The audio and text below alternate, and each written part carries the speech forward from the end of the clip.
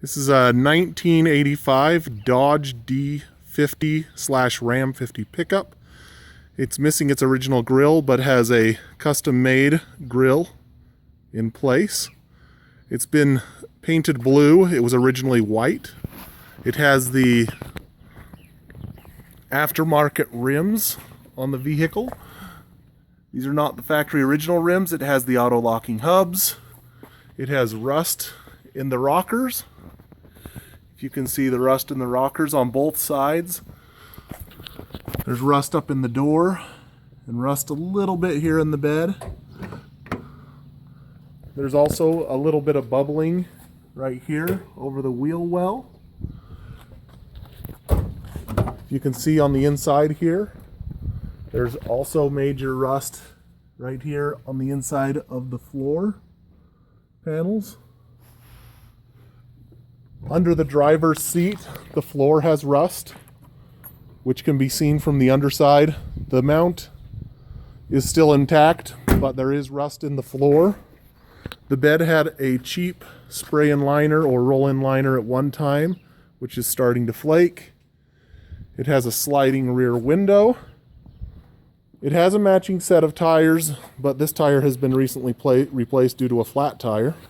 Has a 3-inch exhaust right here. It has a custom tube rear bumper. It has a Mitsubishi tailgate on the vehicle with slight rust, which this truck was made by Mitsubishi, so that is not the original tailgate, but it is fully operational and functional.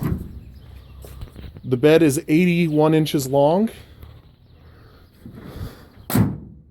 It has tie-down bars on the inside of the bed for securing your load. This one tail light lens on this side has a slight crack right here, if you can see. Slight bubbling in the corners here where the panels meet. Also a little bit of rust and slight bubbling over the wheel well again. The frame is pretty clean and has slight surface rust, but no structural damage on the frame that has been noticed at this time. There's also rust in the rockers here on this side. Still has the original interior for the most part, except for the door cards are not original at this time, but it does have aftermarket or custom made panels. It has a seat cover over the original seat. It doesn't have a radio at this time, but this is an original diesel truck. This is not a conversion. It still has the diesel indicator in the vehicle. It still is working, and currently it's functioning off of a glow button or plug. We're going to go ahead and fire this truck up for you so you can hear it. And we'll show you. And fires up on the first try.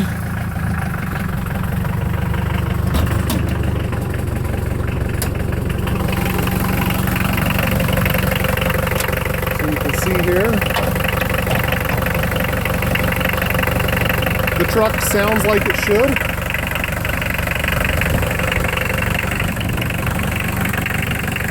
We'll go ahead and hit the throttle on the truck.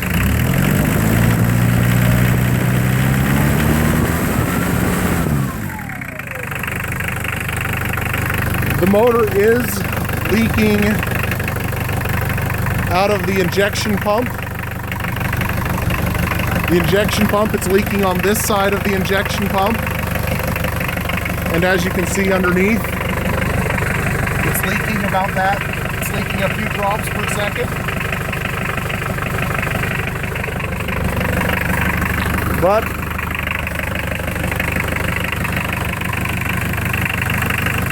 as you can also tell, there is no blow-by on this truck. No blow-by whatsoever, so the engine is solid.